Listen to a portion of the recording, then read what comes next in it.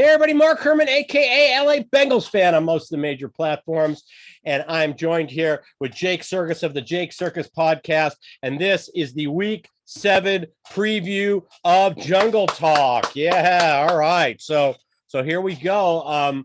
We're going to do what we always do on these previews. We're going to give a little bit of news. We're going to talk about what we're not feeling good about, things we're feeling good about. And then we're going to give you our score predictions.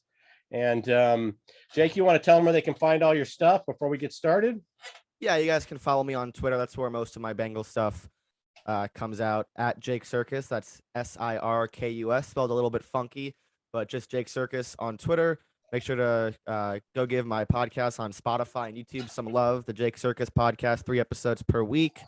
But most of my Bengals stuff is on Twitter. Right. Yeah, you do like excited to be back. Don't you do a gambling show or? Yeah, so normally Friday mornings is when my show comes out for the gambling. No episode this week, but next week we'll be back out there Friday morning. Excellent. All right, so make sure you check out Jake's podcast, and we'll get going here. Logan Wilson was initially 2 to 5 weeks. Now they're saying he's week to week, so I think that's positive news. You know, the shoulder injury, I thought he'd be out multiple weeks, so. I think that's positive news that we had this week.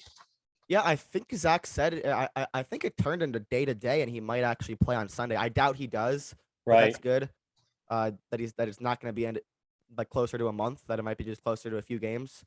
Right. We're expecting DJ Reader to be back in the near future.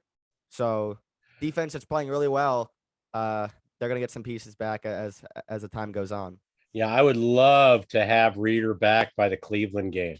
That would deal with, it definitely would be a jolt to dealing with Chubb and Hunt to have Reader back there. We'll talk about it next week. It's going to get spooky Halloween Monday night, but the Bengals haven't been able to beat Cleveland in the Joe Burrow, Zach Taylor era. I know the one time they did was the Dalton's last game. That was their second win of the season back in 2019. Haven't beaten Cleveland since. So that's going to be a topic next week when it gets super spooky on Halloween night on Monday Night Football. Yeah, so definitely. And then Joe Boschi returns to practice. So I'm definitely glad to have him back. He tore his tendon back in December.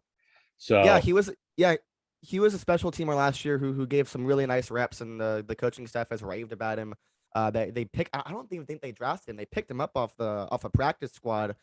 He's out of Michigan State, a guy who just Eagles has a big body of work. Played 4 years in college, tons of tackles, tons of special teams reps.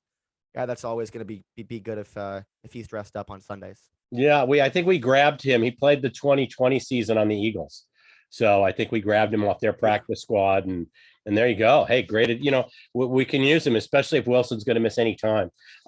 Looking at the injury report. The last thing I wanted to comment on was Joe Burrow talked about at his presser either yesterday or the day before. He was saying the next 3 games set the tone for this season. So this team is aware that this is a run going into the bye week where we really would like to be 6-3. 5-4 at the worst, but this is a run where we need to win 2, if not 2 of the next 3, if not all 3 of these games coming up. Yeah, it really is, and it really goes back to the early stages of the season when they lost the games as the first 2 games as touchdown favorites, and we're like, okay, where in the schedule can we make those up? And this is exactly at this point they stole one, the Define stole one at the Superdome on Sunday. They stole that game. That was exactly what they needed to kind of make up for what happened in early to mid-September. And now that they're kind of moving, you can see the gears flirting and turning with the offense. The defense is obviously still playing spectacular, but they showed a different way to win on Sunday, in a way that we knew they could win, with scoring 30 points and getting stops and the explosive plays. Chase obviously having a really good day, but these next 3 weeks really are big. They're a touchdown favorite this weekend. They're going to be a touchdown favorite at least against Carolina in 2 weeks, and then they're going to go on the road and play, I think, a bad Cleveland team, but a team that they haven't been able to beat.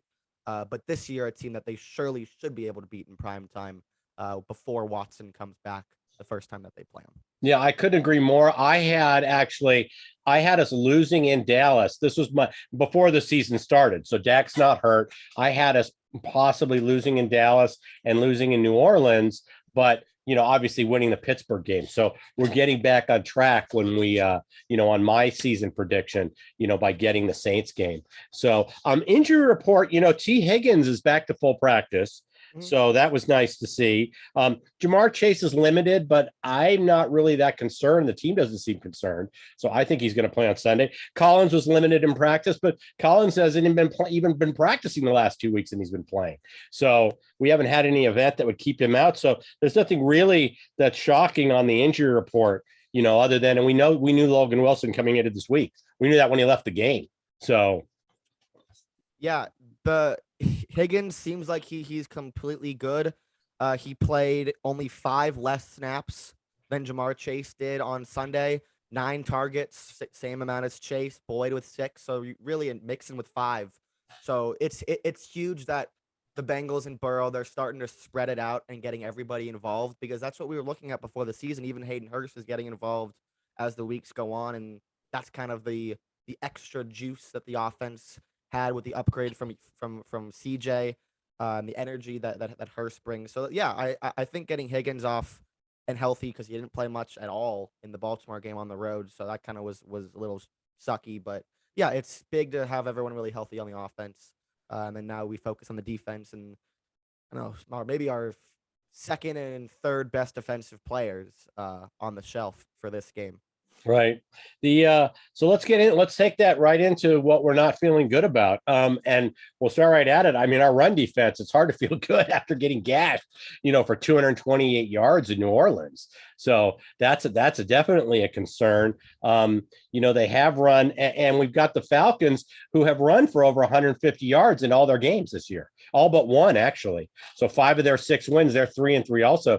They run for 150. So our run defense definitely is something to be concerned about. Obviously, it changed a lot when we lost Reader, but we definitely need to contain that. We can't give up, especially with Marcus Mariota being a mobile quarterback, a mini Lamar kind of thing.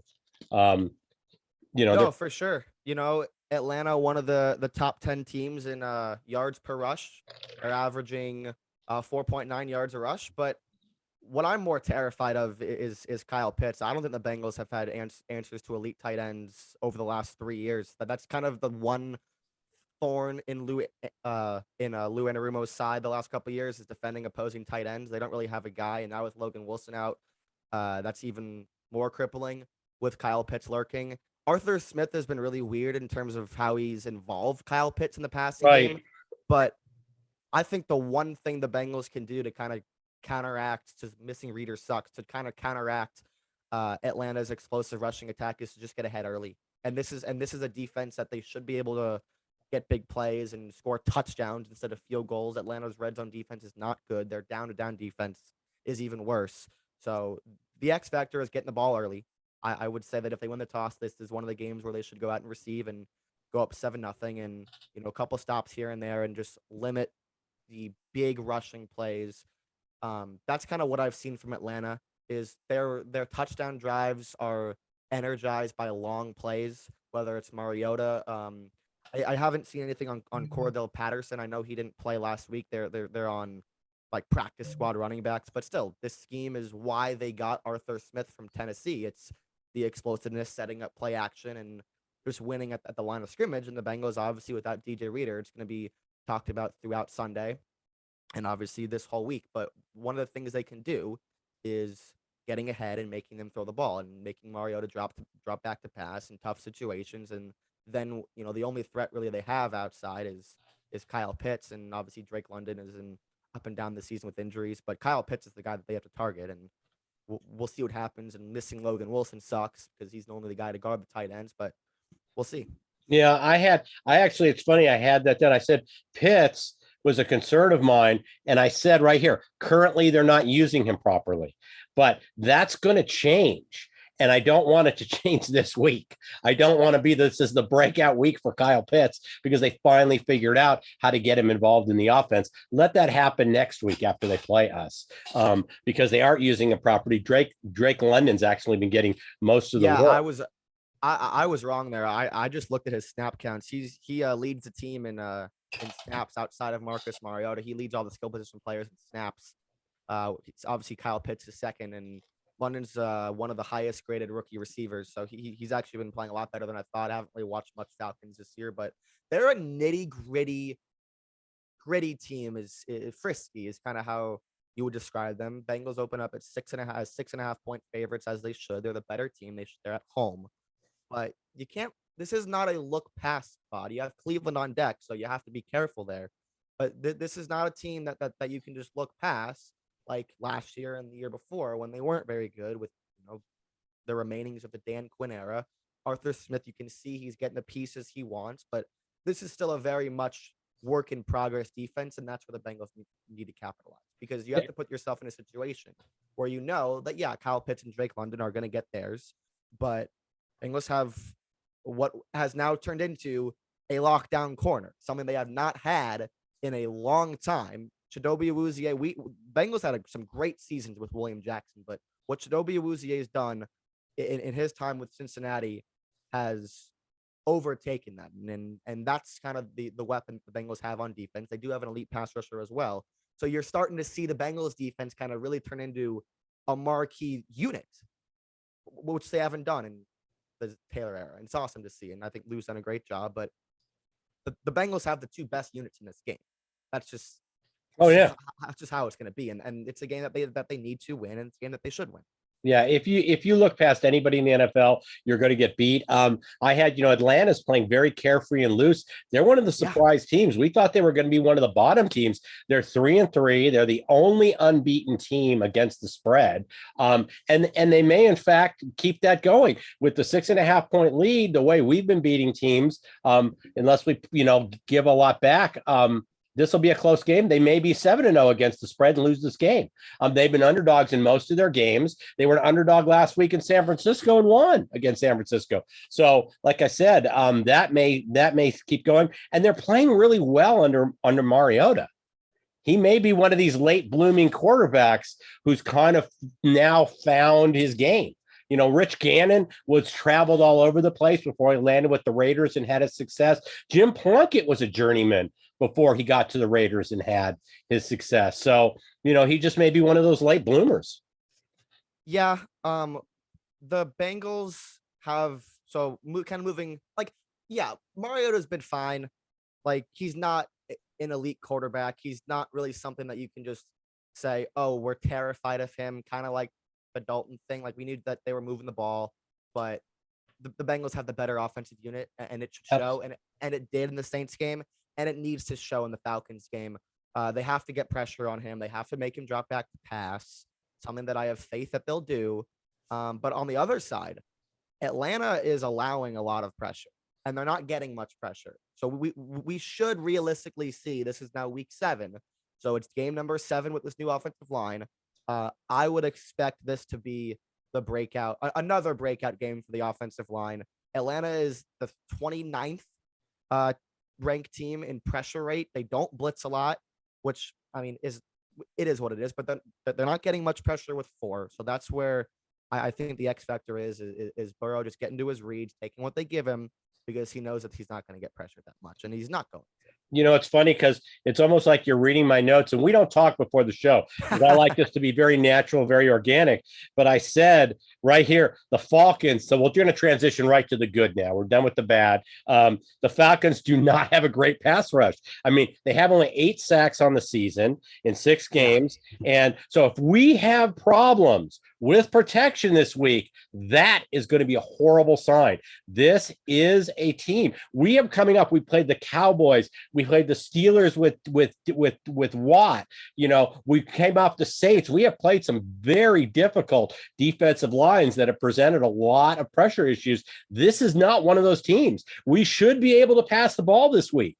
That should not be an issue. So that's going to be a big concern if we have pass protection issues this week.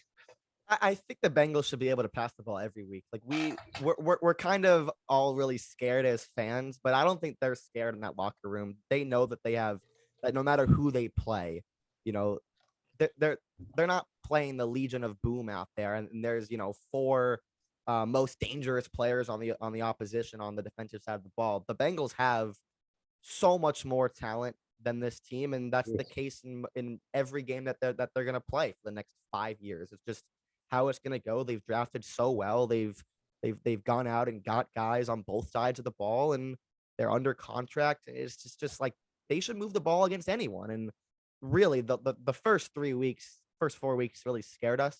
5 weeks even just scared us. But it's gonna come. There's just too Yes. much time. Yeah. In terms of QBs, just to give you an idea of the passing yards of previous quarterbacks on this defense, Geno Smith threw for 325 and 2 touchdowns. Garoppolo threw for 296 and 2 touchdowns. The only QB they kept below the 275 number was Brissett, got 269, and they're basically a run-oriented team. So, like I said, Burrow, this is one of those games where we need to use, because the Falcons are ninth against the run. So we need to use the pass to set up the run. If we're going to run Mixon, we got to use the pass to set that up. Burrow should be throwing early and often in this game. Yeah, I mean, their best corner, their best defensive player is obviously AJ Terrell, the superstar corner from Clemson. Now in his third year, who has been really bad this year. He's missing a ton of tackles. He's blowing a crap ton of coverages. He has a 50.3 PFF grade. He hasn't really looked great on film from what I've watched. And then other than that, they have a nice young safety, Richie Grant. They brought in Casey Hayward, what's left of Casey Hayward. But this is a defense that before the season, personnel wise, wasn't looking like they were going to surprise anyone, and that's kind of how they've played so far. And again, the matchup is kind of it's like a hell matchup for Atlanta. This is not a game that they should win. It's a game that maybe they can keep close. So I'll kind of give my gambling perspective on this game, because I do have a small perspective on the 6.5, which is where the line is right now. But look, this is a game that the Bengals should score points in. It's just as simple as that. Yeah, I agree. I won't bet Atlanta with the 6.5, but I will probably tease them and buy the extra point. So I'll take them at 13.5. I did that last week against the Niners and obviously never worried, even because they were leading the whole game. So, but like I said, it sets himself up nicely. I think if we pass early and often and use the pass to set up the run, we should be very effective. And this line should, like I said, given this is probably the lesser of the defensive lines we face so far, I think we should prevail and have a really good outing this week. All right. Anything else you want to bring up before we do our score predictions? No, but I will say that I think it's interesting that the line's at 6.5 right now, because I think Vegas knows that if they move it to 7, because the public's going to come in on Cincinnati eventually. Atlanta's getting so much love because they're undefeated against the spread.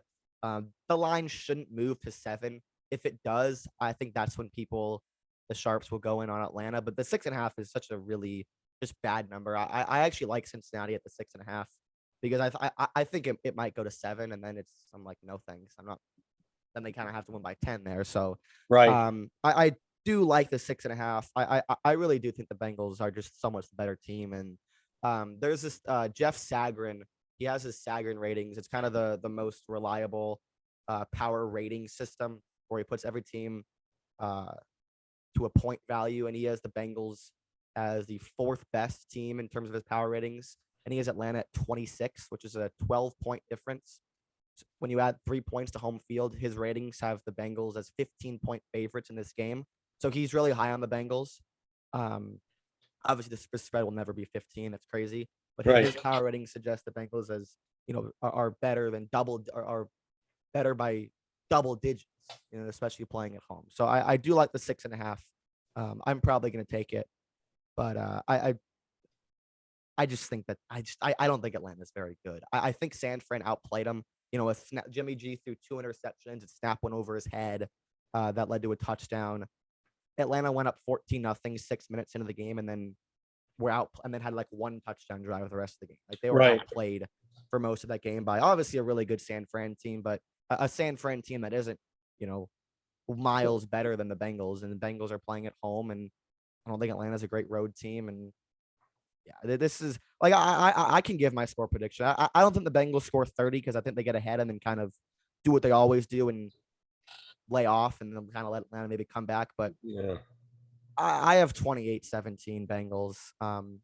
I think we get a bounce back performance from the defense, and yeah, and Bengals. It's all Bengals in this one, personally. Yeah, I actually did go over 30 for the first time this year.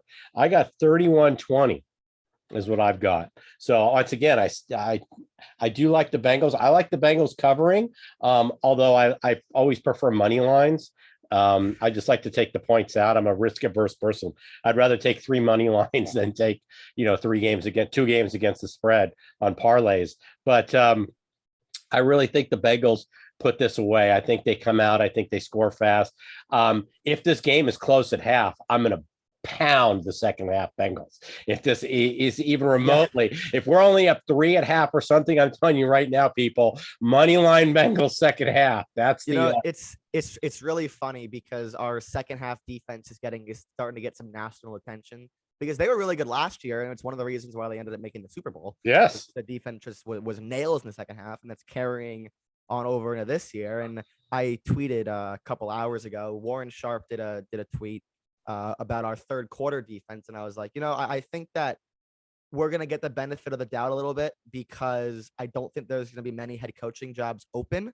So I think we might get Lou for another year. So I think we might be safe. But if this Bengals second half defense continues, like it's all about the halftime adjustments, and that's what Lou has brought, and he's done such a good job since really 2020. I think that we saw the signs, and then they got the personnel, and just did an unbelievable job the Super Bowl run last year and throughout the regular season. And he's going to get head coaching buzz. He might not get a job because there's not going to be that many jobs open, I don't think, looking at the landscape of the league.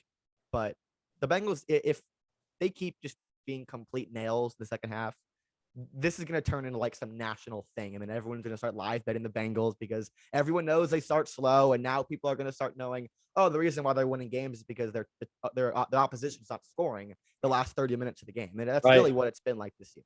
Yeah, no, it's we have no second half touchdowns, right? Zero. Yeah. And we kept that going last week. So the last second half touchdown the Cincinnati Bengals allowed was the one to Cooper Kupp in the Super Bowl, and the one that's still in my nightmares to this day. Yeah, with that phantom holding penalty on Logan Wilson. So yeah. So, but that's it. No, like I said, so we're in agreement there. This is, like I said, I'm hoping it's an enjoyable Sunday. I could really use a Sunday where I'm not at the edge of my seat, watching every single thing. So, they kind of owe us one of those weeks, and this could be that week. I'm not expecting that on Halloween, maybe against the Panthers, but we could really use a game where I don't lose or go a little grayer or whatever. It's tough, because I just think the way Zach Taylor coaches, and this isn't a knock on him. I could easily come on the show and give you millions of reasons why Zach Taylor is the worst person ever, but just the way he coaches, it correlates with games being close. And the last couple years specifically, because the whole thing on Zach was he couldn't win close games, and they won a lot of close games last year, specifically the first Chiefs game, and then the whole playoff run, the 3 postseason games that they won, obviously. But now it's just they're just in a lot of close games. It's just they don't run the ball very well. They really struggle to put teams away, and when you mix that with the slow starts and then their second half defense, it's just a lot of close games. Like, the defense lets them come back.